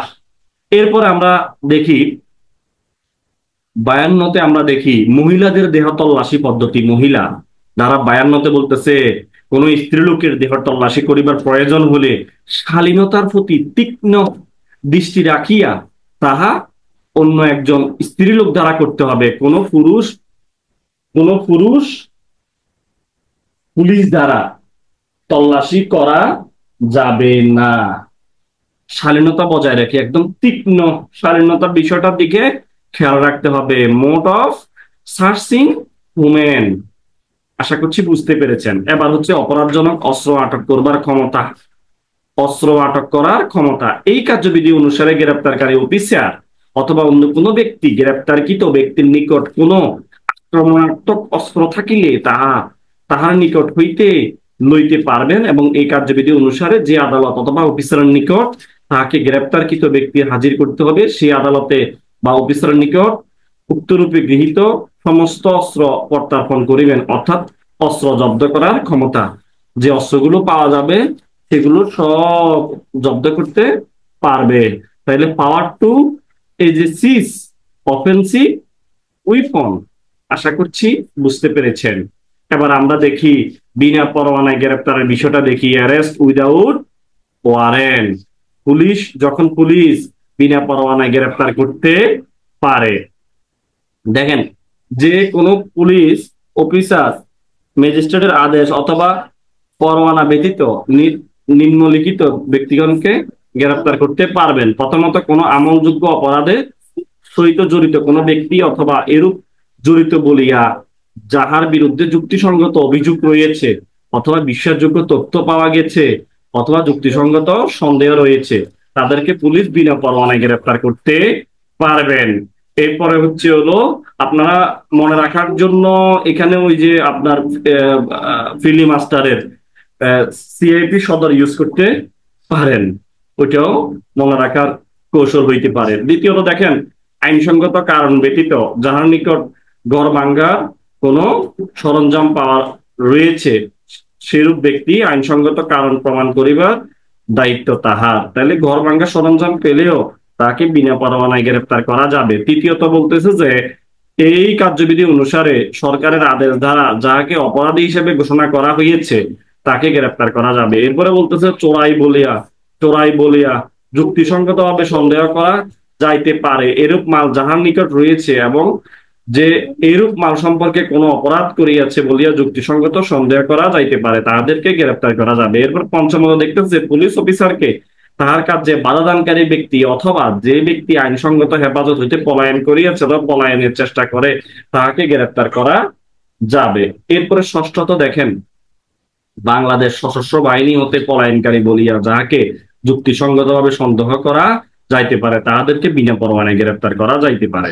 এরপর হলো বাংলাদেশে করা হইলে অপরাধ হিসেবে শাস্তিযোগ্য হইতো, কিন্তু বাংলাদেশের বাইরে কিত এরূপ কোন কার্যের সহিত জড়িত ব্যক্তি অথবা এরূপ জড়িত বলিয়া যাহার বিরুদ্ধে যুক্তিসঙ্গত অভিযোগ রয়েছে অথবা বিশ্বাসযোগ্য তথ্য পাওয়া গেছে অথবা যুক্তিসঙ্গত সন্দেহ রয়েছে, যাহার জন্য সে প্রত্যার্পণ সম্পর্কিত কোনো আইন অথবা অনুসারে অথবা অন্য কোনোভাবে বাংলাদেশে গ্রেপ্তার হইতে অথবা হেফাজতে আটক রাখতে বাধ্য। অষ্টমত বলতেছে কোন মুক্তিপ্রাপ্ত আসামি 565 ধারা 3 উপধারা অনুসারে প্রণীত কোন নিয়ম লঙ্ঘন করলে। নবমত বলতেছে যাহাকে গ্রেপ্তারের জন্য কোন পুলিশ অফিসারের নিকট হইতে কি রিকুইজিশন পাওয়া গেছে, যদি যাহাকে গ্রেপ্তার করা হইবে তাহার এবং যে অপরাধের জন্য যে কোনো কারণে গ্রেপ্তার করা হইবে সেই ব্যাপারে অনুরোধে সুনির্দিষ্টভাবে উল্লেখ করা হয়, উক্ত অনুরোধ থেকে এই মর্মে প্রতীয়মান হয় যে উক্ত ব্যক্তিকে অনুরোধ প্রেরণকারী কর্মকর্তার আইনসঙ্গতভাবে বিনা পরোয়ানায় গ্রেপ্তার করিতে পারবেন। আশা করছি এই 9টি ভাবে পুলিশ বিনা পরোয়ানায় গ্রেপ্তার করতে পারে। পুলিশ মে অ্যারেস্ট উইদাউট ওয়ারেন্ট। আশা করছি বুঝতে পেরেছেন। এরপর আমরা 55 দেখি। ধারা 55 ভবঘুরে বা অভ্যাসগত দস্যু প্রভৃতিকে গ্রেপ্তার। থানার ভারপ্রাপ্ত অফিসার অনুরূপ ভাবে নিম্নলিখিত ব্যক্তিগণকে গ্রেপ্তার করতে অথবা গ্রেপ্তারের ব্যবস্থা করতে পারবেন। এরূপ থানার এলাকার মধ্যে কোনো ব্যক্তি এই পরিস্থিতিতে নিজের উপস্থিতি গোপন করিবার জন্য সাবধানতা গ্রহণ করতেছে, যাহার ফলে যুক্তিসঙ্গতভাবে বিশ্বাস করা যাইতে পারে যে কোনো আমলযোগ্য অপরাধ করিবার উদ্দেশ্যে সেই এরূপ সাবধানতা গ্রহণ করতেছে। এরূপ থানার মধ্যে কোনো প্রকাশ্য জীবিকা নাই এমন কোনো ব্যক্তিকে অথবা নিজের সম্পর্কে কোনো সন্তোষজনক বিবরণ দিতে পারে না এমন কোনো ব্যক্তিকে অথবা অভ্যাসগত ডাকাত, গৃহভঙ্গকারী অথবা চোর বলিয়া পরিচিত বা চোরাইমাল বা বলিয়া জানিয়া অভ্যাসগতভাবে চোরাইমাল গ্রহণের করিবার দুর্নাম আছে এমন কোন ব্যক্তিকে অথবা অভ্যাসগতভাবে বলপূর্বক আদায় করে বলিয়া পরিচিত, অভ্যাসগতভাবে বলপূর্বক গ্রহণের উদ্দেশ্যে কোনো আঘাতের ভয় ভীতি প্রদর্শন করবার চেষ্টা করে, এইদেরকে গ্রেপ্তার করা যাবে। 55তেও যাবে, গ্রেপ্তার করা যাবে। এরপরে হলো আপনারা 56তে বলতেছে বিনা পরোয়ানায় গ্রেপ্তারের জন্য যখন পুলিশ অফিসার অধ্যস্তনকে প্রেরণ করা তখনকার পদ্ধতি। কোন পুলিশ অফিসার আহ, অন্য তাদের নিম্নস্থ কোন পুলিশ অফিসারকে প্রেরণ করতে পারেন, সেই কথাটাই বলতেছে। আমরা পড়লাম না, দেখে নিবেন। 57, নাম বা বাসস্থান জানাতে অস্বীকৃতি দিবে। যখন কোনো ব্যক্তি কোনো পুলিশ অফিসারের উপস্থিতিতে কোনো আমলযোগ্য অপরাধ করে অথবা এরূপ অপরাধ করিবার অভিযোগে অভিযুক্ত হয়, তাহলে উক্ত পুলিশ অফিসার দাবি করলে নিজের নাম বা বাসস্থান জানাইবার অস্বীকৃতি করে অথবা এরূপ নাম ও বাসস্থানের কথা প্রকাশ করে যা উক্ত অফিসার যুক্তিসঙ্গতভাবে মিথ্যা বলিয়া মনে করেন, তখন তাহার নাম ও বাসস্থান সম্পর্কে নিশ্চিত হইবার জন্য উক্ত অফিসার তাকে গ্রেপ্তার করতে পারবেন। 2 উপধারাতে বলতেছে যে এরূপ ব্যক্তির প্রকৃত নাম বা বাসস্থান সম্পর্কে নিশ্চিত পাওয়া গেলে প্রয়োজন বোধে ম্যাজিস্ট্রেটের নিকট হাজির করবার উদ্দেশ্যে জামিনদার সহ অথবা জামিনদার ব্যতীত মসলেখা সম্পাদনের পর তাকে ছাড়িয়া দিতে হবে, পুলিশকে বলছে। এরপরে হলো, তবে শর্ত থাকে যে এরূপ ব্যক্তি বাংলাদেশের বাসিন্দা না হলে এক বা একাধিক বাসিন্দাকে তাহার মোসলেখা বা জামিনদার হইতে হবে। এরপরে গ্রেপ্তারের সময় হইতে 24 ঘন্টার মধ্যে যদি এরূপ ব্যক্তির প্রকৃত নাম বাসস্থান পাওয়া না যায় অথবা যে ব্যক্তি মোসলেখা সম্পাদনে ব্যর্থ হয় অথবা প্রয়োজন মতে পর্যাপ্ত জামিনদার সংগ্রহ করতে ব্যর্থ হয়, তাহলে তাকে সঙ্গে সঙ্গে নিকটস্থ এখতিয়ার সম্পূর্ণ ম্যাজিস্ট্রেটের নিকট অগ্রবর্তী করতে হবে। আশা করছি বুঝতে পেরেছেন। তারপরে তাহলে আমরা দেখি 58 কি বলতেছে, ভিন্ন অধিক্ষেত্রে অপরাধের অনুসরণ। দরকার নাই, এটা লেস ইম্পর্টেন্ট। এখানে বলতেছে এই অধ্যায়ের অধীন কোন ব্যক্তিকে বিনা পরোয়ানা গ্রেপ্তারের ক্ষমতাপ্রাপ্ত কোনো পুলিশ অফিসার বাংলাদেশ যে কোনো স্থানে উক্ত ব্যক্তিকে অনুসরণ করতে পারবেন, এটাই কথাটা বলতেছে। আর আমরা এখন দেখবো ধারা 59টা একটু দেখি, বেসরকারি লোক কর্তৃক গ্রেপ্তার বা গ্রেপ্তারের পদ্ধতি, কার্য পদ্ধতি। যে কোন বেসরকারি ব্যক্তি তাহার মতে জামিন অযোগ্য আমলযোগ্য অপরাধ সংগঠনকারীকে অথবা অপরাধী বলিয়া ঘোষিত ব্যক্তিকে গ্রেপ্তার করতে পারেন অনাবশ্যক বিলম্ব না করিয়া। গ্রেপ্তারকৃত ব্যক্তিকে পুলিশ অফিসারের নিকট হস্তান্তর করবেন অথবা পুলিশ অফিসারের অনুপস্থিতিতে তাকে নিকটস্থ থানা হেফাজতে লইয়া যাইবেন। এইরূপ ব্যক্তি 54 ধারার বিধানের আওতাভুক্ত বলিয়া বিশ্বাস করিবার কারণ থাকিলে কোনো পুলিশ অফিসার পুনরায় তাহাকে গ্রেপ্তার করিবেন। এরপরে বলতেছে যে সে আমলযোগ্য অপরাধ করিয়াছে বলিয়া বিশ্বাস করিবার কারণ থাকলে পুলিশ অফিসার দাবির সে নিজের নাম বাসস্থান প্রকাশ করতে অস্বীকার করলে অথবা এরূপ নাম বাসস্থান দেয়া যাহা উক্ত অফিসারের মিথ্যা বলিয়া বিশ্বাস করিবার কারণ ঘটে, তাহলে তাহার বিরুদ্ধে 57 ধারার বিধান অনুসারে ব্যবস্থা গ্রহণ করতে হবে এবং সে কোনো অপরাধ করিয়াছে বলিয়া বিশ্বাস করিবার মতো যথেষ্ট কারণ না থাকলে তাহাকে সঙ্গে সঙ্গে ছাড়িয়া দিতে হবে। আশা করছি 59 বেসরকারি ব্যক্তি গ্রেপ্তার, এটা দিয়ে মনে রাখার চেষ্টা করবেন। এবার 60 এটা একটু গুরুত্বপূর্ণ আছে। 60 বলতেছে যে আপনার গ্রেপ্তারকৃত ব্যক্তিকে ম্যাজিস্ট্রেট অথবা থানার ভারপ্রাপ্ত কর্মকর্তার নিকট নিয়ে যাইতে হবে, অর্থাৎ বিনা পরোয়ানায় গ্রেপ্তারকারী পুলিশ অফিসার অনাবশ্যক বিলম্ব না করিয়া এখানে বিবৃত জামিনের ব্যবস্থা সাপেক্ষে গ্রেপ্তারকৃত ব্যক্তিকে এই বিষয়ে এখতিয়ারবান কোন ম্যাজিস্ট্রেট অথবা থানার ভারপ্রাপ্ত কর্মকর্তার নিকট নিয়ে যাবে, প্রেরণ করবেন। এই কথাবার্তা। এরপরে দেখেন আমরা একটু 61-তে দেখি। 61-তে বলতেছে যে খুবই গুরুত্বপূর্ণ, 61 এবং 81 আপনারা একসাথে মনে রাখবেন। 61 এবং 81। 61-তে বলতেছে গ্রেপ্তারকৃত ব্যক্তিকে 24 ঘন্টার বেশি আটক রাখা যাবে না। এখানে বলতেছে পুলিশ অফিসার বিনা পরোয়ানায়, এই কথাটা একটু মাথায় রাখতে হবে। আর 81-তে বলতেছে উইথ ওয়ারেন্ট, বিনা পরোয়ানা না, এটা ওয়ারেন্ট সহ গ্রেপ্তার করার বিধান আছে। ঠিক আছে, এখানে বলতেছে যে গ্রেপ্তারকৃত কোনো ব্যক্তিকে সামগ্রিক পরিস্থিতি বিবেচনায় যুক্তিসঙ্গত সময় অপেক্ষা অধিক কাল আটক রাখবেন না এবং 167 ধারা অনুসারে কোনো ম্যাজিস্ট্রেট বিশেষ আদেশ না থাকলে এরূপ সময় গ্রেপ্তার স্থান হইতে ম্যাজিস্ট্রেটের আদালতে যাইবার সময় বাদ দিয়া, এটা একটু মাথায় রাখতে হবে, আদালতে যাইবার সময় বাদ দিয়া 24 ঘন্টার অধিক হবে না। আশা করছি বুঝতে পেরেছেন। Person arrested not to be detained more than 24 hours. এরপরে আমরা চলে যাই 62, 62টাও গুরুত্বপূর্ণ আছে যে গ্রেপ্তার সম্পর্কে পুলিশকে রিপোর্ট প্রদান করতে হবে। থানার ভারপ্রাপ্ত অফিসারগণ মেট্রোপলিটন এলাকায় চিফ মেট্রোপলিটন ম্যাজিস্ট্রেটের নিকট এবং অন্য এলাকার জেলা ম্যাজিস্ট্রেট বা চিফ জুডিশিয়াল ম্যাজিস্ট্রেটের নিকট তাদের স্ব এলাকার মধ্যে বিনা পরোয়ানায় গ্রেপ্তারকৃত সমস্ত ব্যক্তি বা তাহাদিওকে জামিন দেওয়া হয়েছে কিনা তৎসম্পর্ক রিপোর্ট দিবেন, এখানে রিপোর্টের কথা বলা আছে 62-তে। এরপরে হচ্ছে 63টা দেখেন, এটাও গুরুত্বপূর্ণ আছে, গ্রেপ্তারকৃত ব্যক্তিদের অব্যাহতি।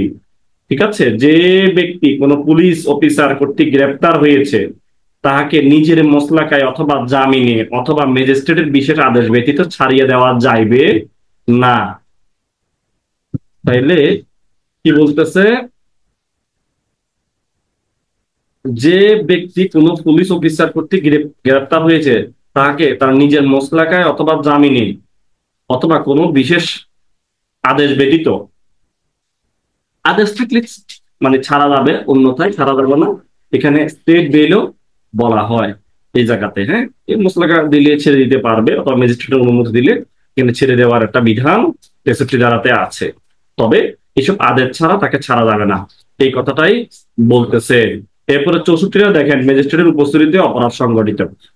যখন কোনো ব্যক্তি কোনো নির্বাহী বা জুডিশিয়াল ম্যাজিস্ট্রেটের উপস্থিতিতে, গুরুত্বপূর্ণ, তাহার ইখতিয়ারের স্থানীয় সীমার মধ্যে কোনো অপরাধ করে, তখন তিনি নিজে অপরাধীকে গ্রেপ্তার করতে পারবেন, অর্থাৎ ম্যাজিস্ট্রেট নিজেও গ্রেপ্তার করতে পারবেন অথবা অন্য কোনো ব্যক্তির প্রতি অপরাধীকে গ্রেপ্তারের আদেশ দিতে পারবেন, অথবা এখানে জামিন সম্পর্কে বিবৃত ব্যবস্থা সাপেক্ষে অপরাধীকে হেফাজতে লইবার নির্দেশ দিতে পারবেন।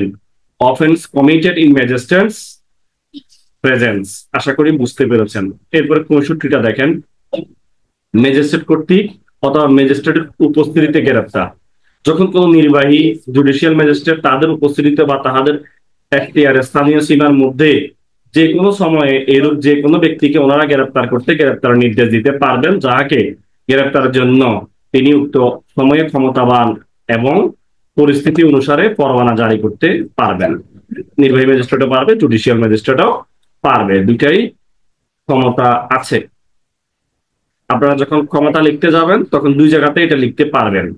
এরপরে হচ্ছে হলো arrest by of in presence of magistrate. পলায়ন 66-তে বলতেছে, পলায়ন করলে আসামিকে অনুসরণ বা পুনরায় গ্রেপ্তারের ক্ষমতা। পলায়ন করলে আবার পুনরায় গ্রেপ্তার করা যাবে, এই কথাগুলোই বলা আছে। লেস ইম্পর্টেন্ট, অতটা গুরুত্বপূর্ণ নয়। 47, 48, 49 ধারার বিধানসভা প্রযোজ্য হবে গ্রেপ্তারের ক্ষেত্রে। 66-তে গ্রেপ্তার ওদিন গ্রেপ্তারের ক্ষেত্রে, এই 66-তে বলতেছে যে ওই যে আমরা 47-এ কিভাবে বলছি তল্লাশি করা যাবে, ভাঙ্গা যাবে, ভেঙে বেরিয়ে যাবে, ওই বিধানগুলো এখানে প্রযোজ্য হবে, এই কথাগুলোই বলছে এখানে, আর কোনো কথা নাই। এখন আমরা চলে যাব হলো সামনে চলে যাব। সমন কাকে বলে আমরা একটু দেখি। ধারা 68-তে সমনের ধরন বর্ণনা করা হয়েছে। কোন আদালত কর্তৃক এই কার্যবিধির অধীন প্রত্যেকটি সমন লিখিত 2 কপিতে দিতে হবে এবং উক্ত আদালতের প্রিজাইডিং অফিসার অথবা সুপ্রিম কোর্ট কর্তৃক সময়ে সময়ে প্রণীত বিধি দ্বারা নির্দেশিত বা অন্য কোনো অফিসার কর্তৃক স্বাক্ষরিত বা সিলমোহর কৃত হইবে।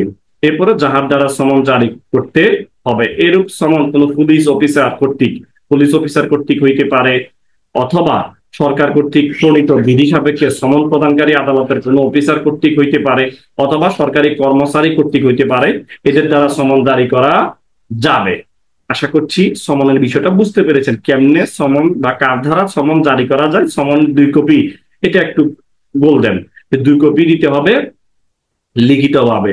কারা কারা পারবে সেগুলো এমসিকিউর জন্য, এবং কি ছোটখাটো সমন জারির পদ্ধতিতে, ফৌজদারিতে সমন জারির পদ্ধতি যদি আলোচনা করতে বলে তখনও আপনাদের লিখিত তো কাজে লাগতে পারে। আশা করি বুঝতে পেরেছেন।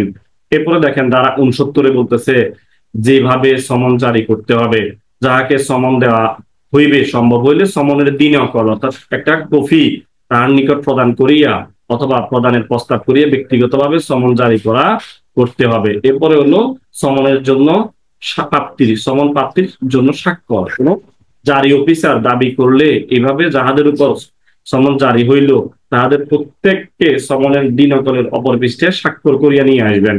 অর্থাৎ বাংলাদেশের কোন নিগমিত কোম্পানি অথবা কোন নিগমিত প্রতিষ্ঠানের উপর সমন জারি হইলে উক্ত প্রতিষ্ঠানের সেক্রেটারি, স্থানীয় ম্যানেজার, কর্পোরেশন অথবা প্রধান অফিসারের উপর জারি হইবে নিকট প্রেরণ করতে হবে, এবং এক্ষেত্রে ডাকযোগে সাধারণ অবস্থায় পত্রটি পৌঁছাইবে অথবা সমন জারি হয়েছে বলিয়া ধরতে হবে। আশা করছি বুঝতে পেরেছেন। 70-এ বলতেছে যে সমনের তলবীয় ব্যক্তিকে পাওয়া না গেলে তখন সমন কেমনে জারি হইবে। তারা 70-এ বলতেছে যে যখন যাহার উপর সমন জারি করা হইবে যথাযথভাবে চেষ্টা করিয়েও যদি তাহাকে পাওয়া না যায়, তাহলে সমনের নকল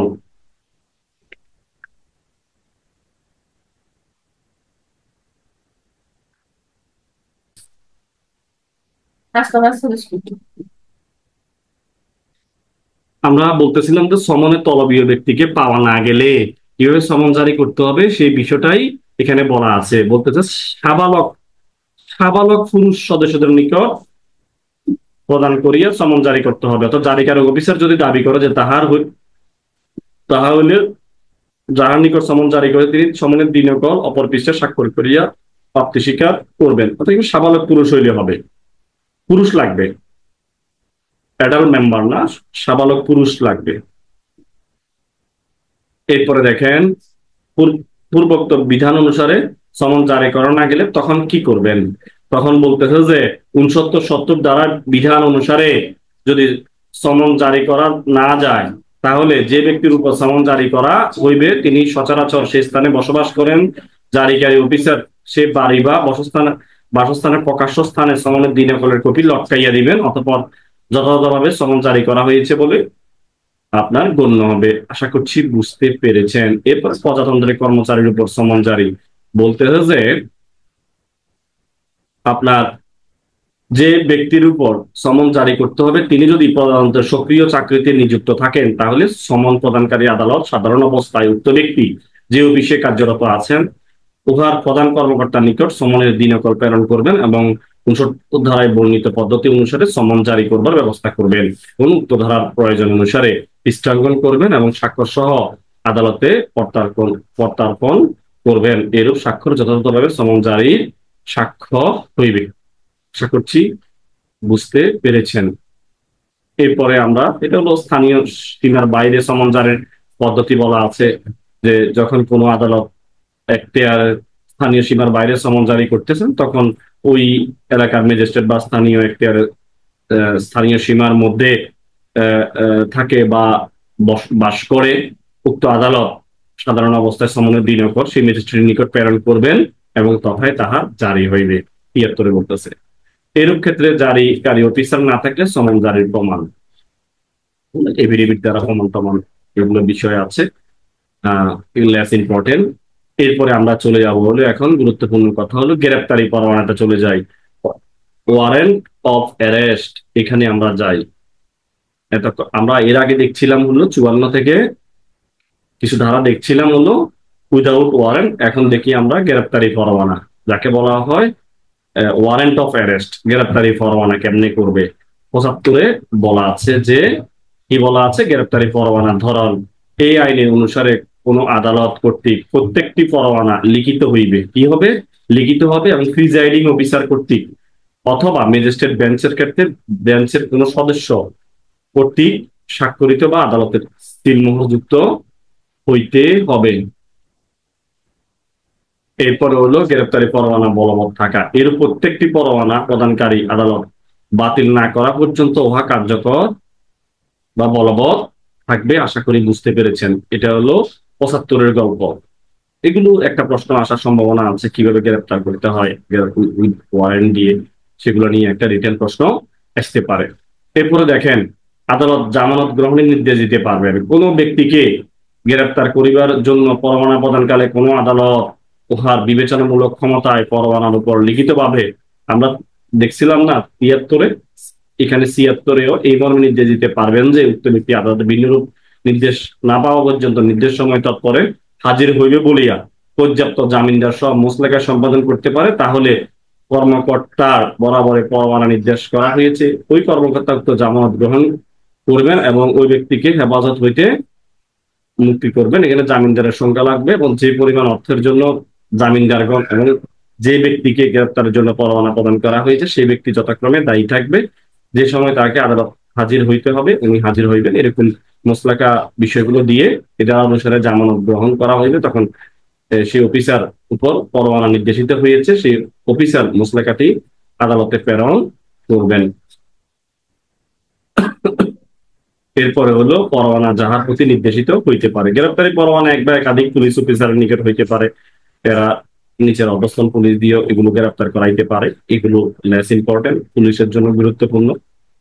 এরপরে বলতে যে হলো জোরদার প্রভৃতির এখানে নিকট পরোয়ানা প্রেরণ করা যাইতে পারে। এখানে বেসরকারি ব্যক্তি কর্তৃক জমির মালিক কর্তৃক গ্রেপ্তারের বিধানগুলো, ম্যানেজার কর্তৃক বিধানগুলো যেটা আছে, আমরা 59 এরকম বেসরকারি ব্যক্তি কর্তৃক গ্রেপ্তারের দেখছি, এখানে 78ও সেমলি এই বিষয়টাই আছে। আশা করছি লেস ইম্পর্টেন্ট, অতটা গুরুত্বপূর্ণ নয়।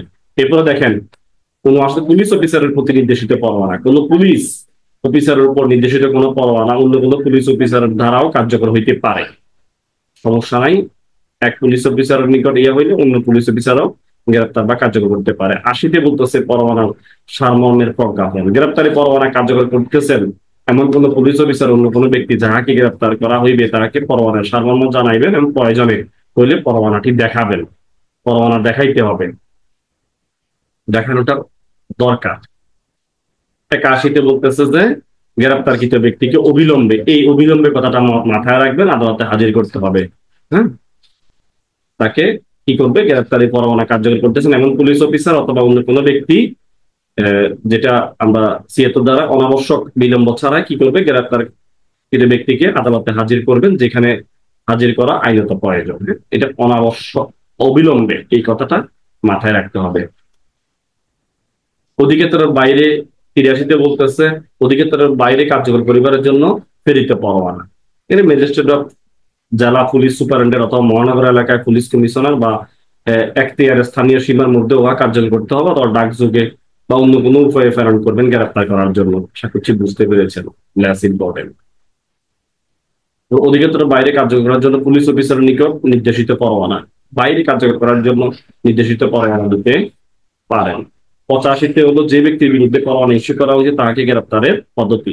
এক জেলা হইতে ইস্যুকৃত পরোয়ানা যখন উহার বাইরে কার্যকর হয় তখন পরোয়ানা জারিকারী আদালত গ্রেপ্তারের স্থান হইতে 20 মাইলের মধ্যে না হইলে, 20 মাইল, এই যে 20 মাইলের মধ্যে না হলে, এটা একটু মাথায় রাখতে পারেন, এমসিকিউর জন্য গুরুত্বপূর্ণ, অথবা স্থানীয় সীমার মধ্যে গ্রেফতার করা হয়েছে সেই নির্বাহী ম্যাজিস্ট্রেট অথবা জেলা পুলিশ সুপারিনটেন্ডেন্ট অথবা আপনার হচ্ছে হলো মেট্রোপলিটন এলাকার পুলিশ কমিশনার স্থান হইতে নিকটতর না হইলে, 73 ধারা মোতাবেক জামানত গ্রহণ করা না হইলে গ্রেপ্তারকৃত ব্যক্তিকে উক্ত ম্যাজিস্ট্রেট বা পুলিশ কমিশনার অথবা জেলা পুলিশ সুপারিনটেন্ডেন্টের নিকট হাজির করতে হবে। গ্রেপ্তারকৃত ব্যক্তিকে ম্যাজিস্ট্রেট নিকট হাজির করা হইলে তখনকার কি পদ্ধতি?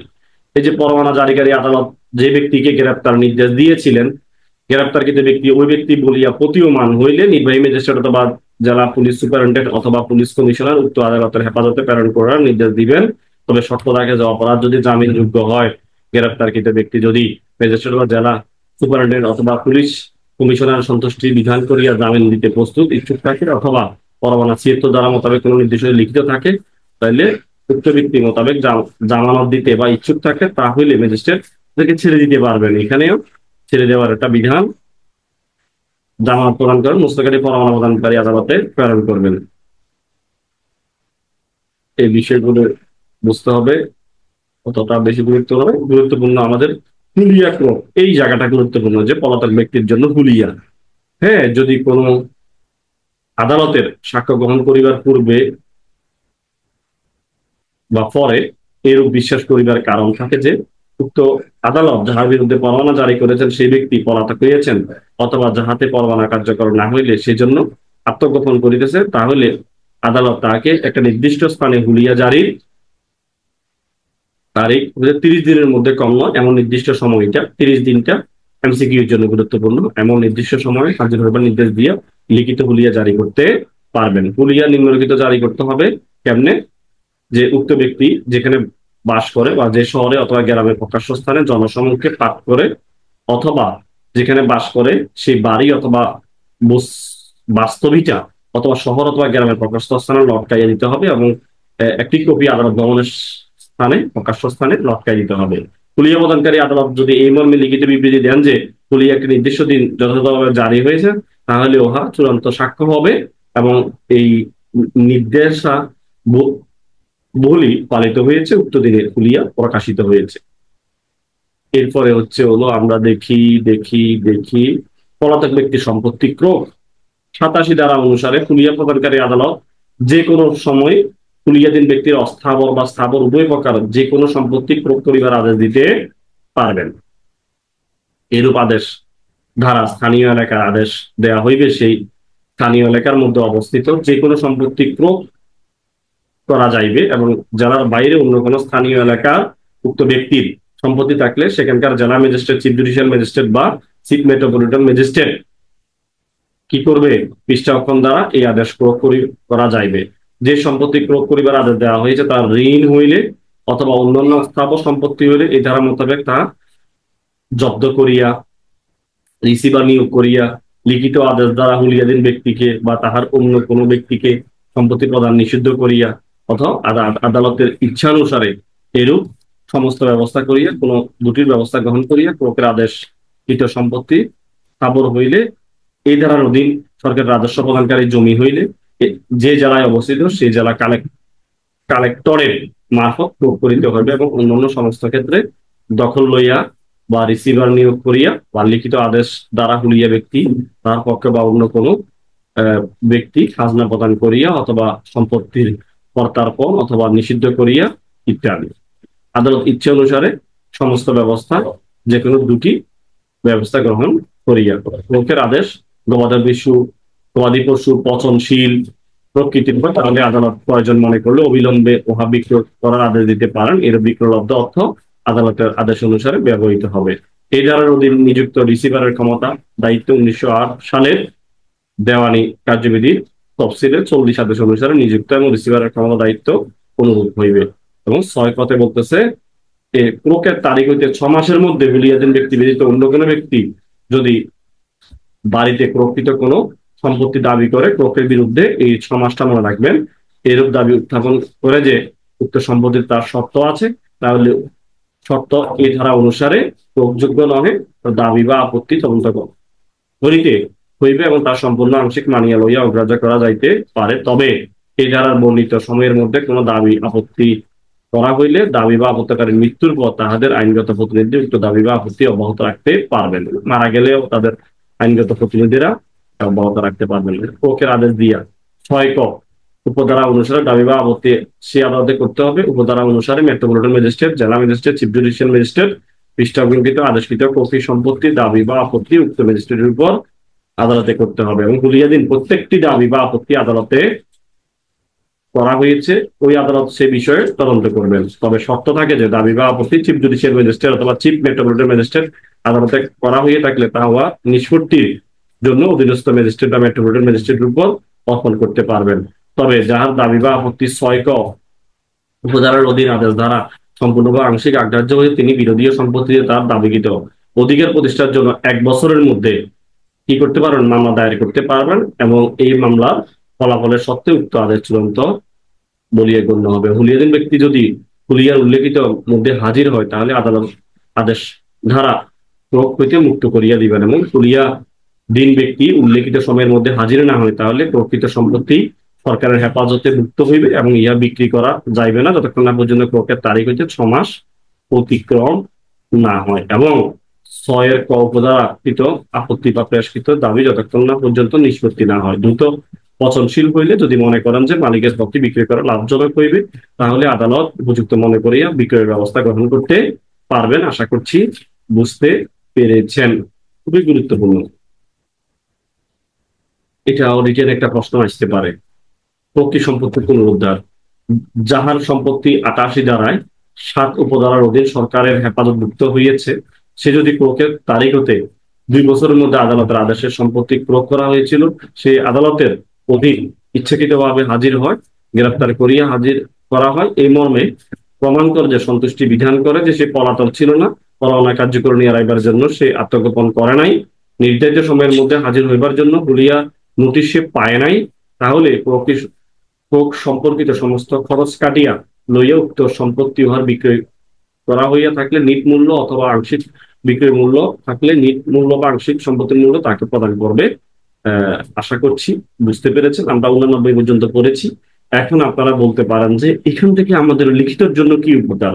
লিখিতর জন্য আসলে আমরা যে প্রশ্নগুলো ইতিমধ্যে পড়েছি, যে ধারাগুলো পড়েছি, সেম ধারাগুলো এখানে বিস্তারিত বর্ণনা করা আছে। আশা করছি আপনারা বুঝতে পেরেছেন। দেখেন, যদি আমরা একটু দেখি যে এই জায়গা থেকে লিখিত কি প্রশ্ন এসেছে সেটা যদি আমরা একটু দেখি। দেখেন, এই জায়গা থেকে আমরা বলছিলাম না যে প্রশ্ন কি আসছে?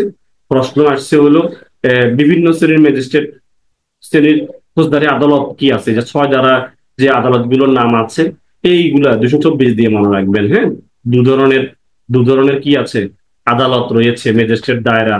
4 ধরনের আপনার হচ্ছে হলো ম্যাজিস্ট্রেট, আবার 2 ধরনের ম্যাজিস্ট্রেট আছে।